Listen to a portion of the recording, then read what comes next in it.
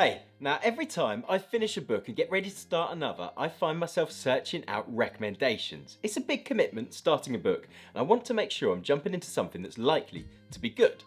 So I find myself looking to people whose opinions I respect, or jumping onto Google and typing in things like the best novels of the year, best science fiction of the decade, best horror of all time.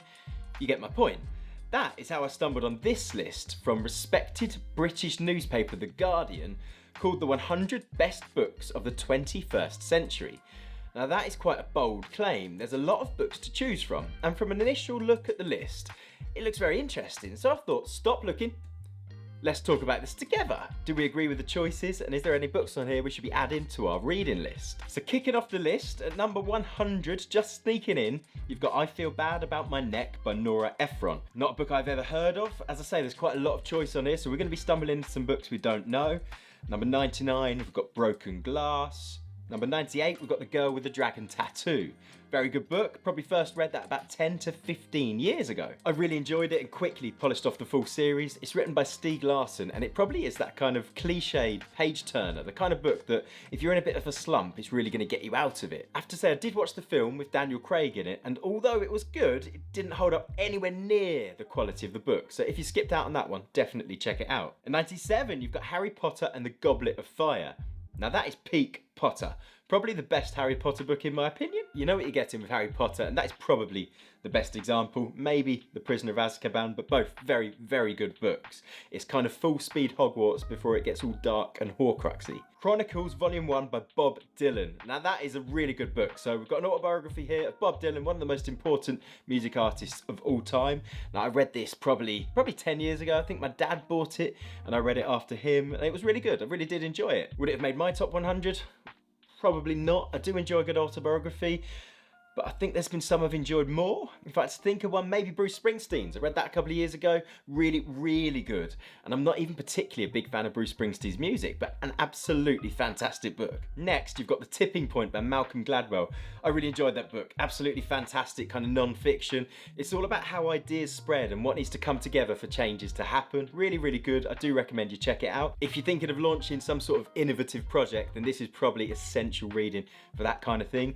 Probably not my favourite Malcolm Gladwell book. I would recommend Outliers. Outliers was really good. That's good if you need a bit of a boost. It shows you that we're all the same, and the only reason some people get ahead is because of time invested into certain projects and a bit of circumstance that's helped them along the way. Gladwell does come under some criticisms for oversimplification and some generalisations, but I do really enjoy his work. You've got Darkmans by Nicola Baker, described as Britain's most anarchic author. I think that sounds pretty exciting and not a book I've ever heard of. The Siege by Helen Dunmore, Light by M. John Harrison, Visitation by Jenny Erpenbeck. All interesting, all books that I've never really come across. Bad Blood by Lorna Sage, a Whitbread Prize-winning memoir. One of the best accounts of family dysfunction ever written. That does sound very interesting. Got Adults in the Room by Yanis Varoufakis.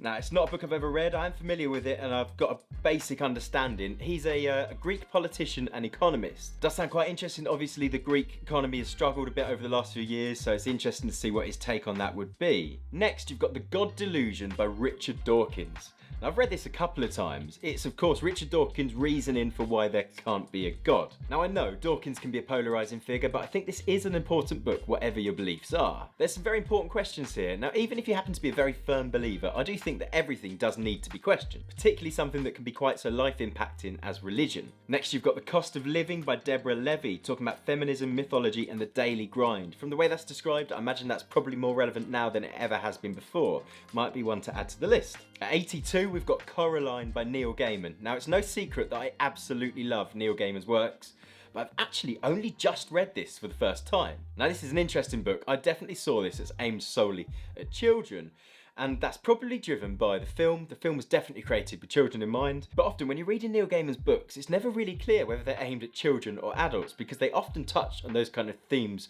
of childhood, but he does it in such a dark and interesting way, and that is absolutely the case with Coraline. Really, really enjoyed it. It's the story of a young girl who moves into a new house and finds a secret locked door that has nothing behind it. Eventually, she finds the key and gets in, and it takes her to a parallel version of her own home with a really dark power within. Flynn. It was a really interesting read and I do recommend it. It's probably not my favourite book from Neil Gaiman though, and probably wouldn't been the one that made this list. If I had to pick something, I'd say either Neverwhere or American Gods. Probably American Gods, but both are fantastic. At number 76, you've got Thinking Fast and Slow by Daniel Kahneman. That's a really decent kind of self-help, personal growth kind of book. It's focused on taking advantage of two internal systems. Firstly, the ability to make quick, decisive decisions, and secondly, to make more strategic, long-term decisions. If you like that kind of self-help book, then this is one of the best, and I do recommend you check it out. I enjoyed it.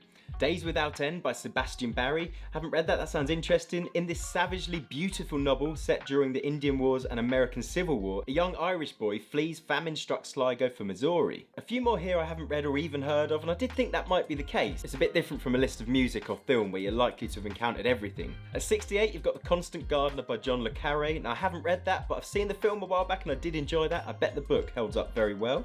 At 66, you've got 7 Brief Lessons on Physics by Carlo Rovelli.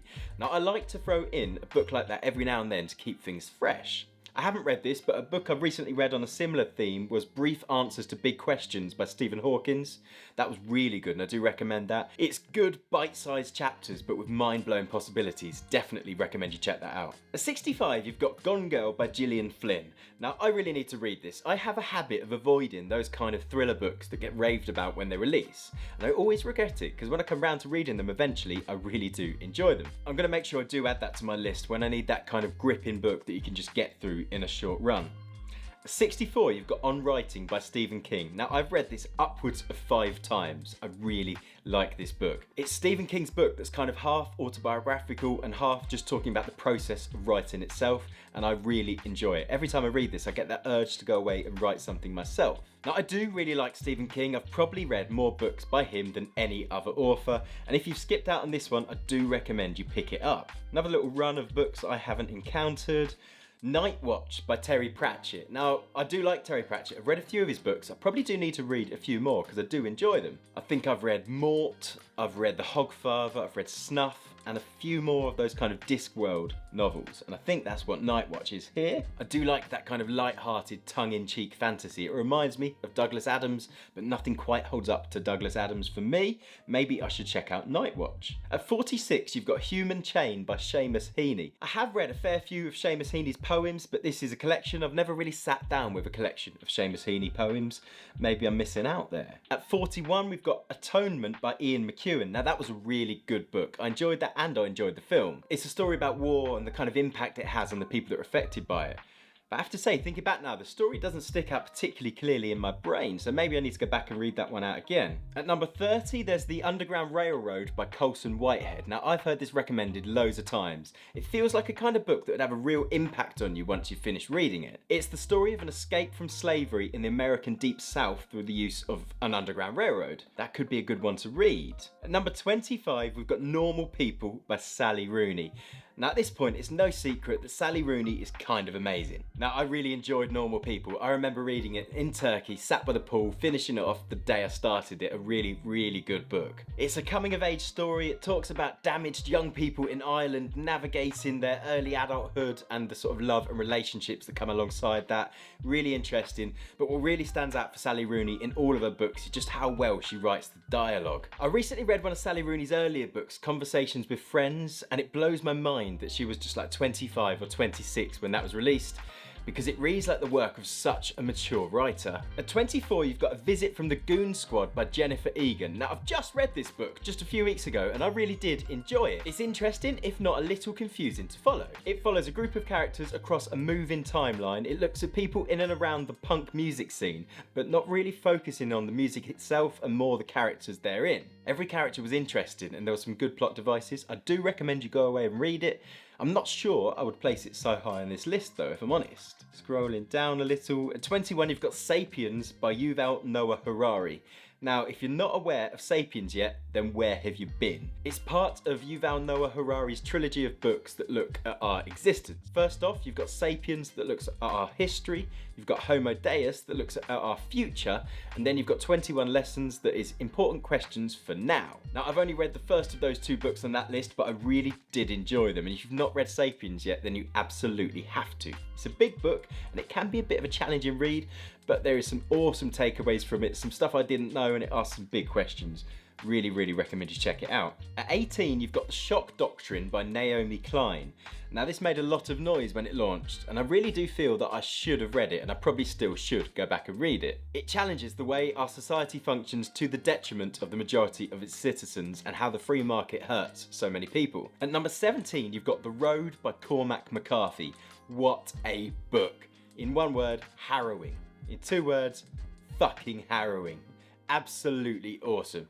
If you haven't read it, you need to. It's a post-apocalyptic story about a father trying to survive on the road with his young son, and it is rough. Definitely read it, but go in ready. Sneaking in at number 10, you've got Half of a Yellow Sun. That sounds interesting. At number 9, you've got A Cloud Atlas by David Mitchell. Now, I never managed to finish this book, and I think I do need to go back because I was enjoying it. I think something came up when I was reading it and I lost my place, and it's such a big book that it was daunting to step back into. It's an elaborate book that jumps across different timelines with different characters, even across different centuries, if I remember right. It was good. I have heard people say don't judge it based on the film, which was incredibly confusing to watch. The book holds up very, very well on its own. At number 8, you've got Autumn by Ali Smith, described as the first Brexit novel, released in 2016, against the backdrop of the EU referendum in the UK. Sounds interesting. At number 7, you've got Between the World and Me, a look at what it's like to be a black man in modern day America, told by the son of a former Black Panther. Interesting. At number 6, you've got The Amber Spyglass by Philip Pullman. Now, I feel like I might upset a few people here because I actually really didn't enjoy his dark materials when I tried to read it. I didn't make it as far as The Amber Spyglass. I started reading Northern Lights and I just never made it to the end. I don't know if I went in with expectations too high because I've often seen it on these kind of lists placing really high. Did I miss a trick? Do I need to go back and read it properly? At number 5, we've got Austerlitz by W.G. Sebald, described as genre-defying a mix of fact and fiction. His final work, typically elusive life story of one man. I find it interesting that a book I've got no awareness of whatsoever could make it to the 5th place in this list. Now at number 4, we've got Never Let Me Go by Kazuo Ishiguro. Now I only discovered Ishiguro last year and I absolutely love some of his books. I've not read Never Let Me Go, and I've actually purposefully held off because I've heard it rated as his best book many times and I wanted to leave something to look forward to. Now I have read A Pale View of Hills and Clara and the Sun. Both were incredible, but they were starkly different. Kazuo Ishiguro was born in Nagasaki in Japan in the early 60s and he moved to the UK when he was a young child. His early work focused on Japanese identity and his newer books are more sci-fi. Now, Never Let Me Go definitely appears to be much more on the sci-fi side. Now, I actually think this will be right up my street. It's described as a story of human clones set in 90s England. I know Ishiguro can nail sci-fi and I think that would be a very, very interesting read. At number 3, we've got Second-Hand Time by the Belarusian Nobel laureate. It says this book was created through recording of thousands of hours of testimony from ordinary people to create a history of the Soviet Union and its end. The Guardian described it as an unforgettable book. It definitely sounds like it could be worth reading. At number 2, we've got Gilead by Marilyn Robinson. Now, genuinely, I nearly grabbed this last month from Audible. It's the story of an elderly priest writing to his son, and this is the collection of letters that he's leaving for his son to read after he's died. It sounds really good and with some interesting takeaways. There's a quote here, I think this was on the back of the book. While you read this, I'm imperishable, somehow more alive than I ever have been. I definitely think I will get round to that one shortly. Then at number 1, you've got Wolf Hall by Hilary Mantel. Now I think that's a really interesting choice for first place. I haven't read it, and it's actually not the kind of book that I'd naturally gravitate to in any way. It's a kind of period drama about the rise of Sir Thomas Cromwell. It is a lengthy book, but I've heard people genuinely rave about it. As I say, it's not the kind of book that I'd usually go for, but maybe I should. Usually the books that I put off reading are the ones that I really enjoy when I get round to starting them. So there you go. Maybe not the exact list that I would have made, but definitely some interesting choices on there. But what do you think? Are there some glaring omissions that absolutely should have been on this list? Let me know in the comments below. If you've enjoyed this video, then a like would be appreciated and I would love to see you on the next one. Thank you very much. Goodbye.